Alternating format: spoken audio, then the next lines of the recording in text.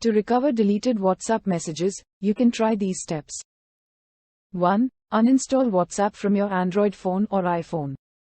2. Reinstall WhatsApp and log in using the same phone number. 3. Restore your messages from Google Drive or iCloud. And 4. Tap on Restore to begin the process. You can also try these steps. 1. Access the backup on your drive. 2. Open the Android Google Play Store to download and reinstall the latest WhatsApp application. 3. Go to Settings. 4. Head on to Chats to reach Chat Backup. 5. Look for the latest backup to restore your deleted messages. 6. On your Android device's file manager, go to the WhatsApp folder and click on the database option.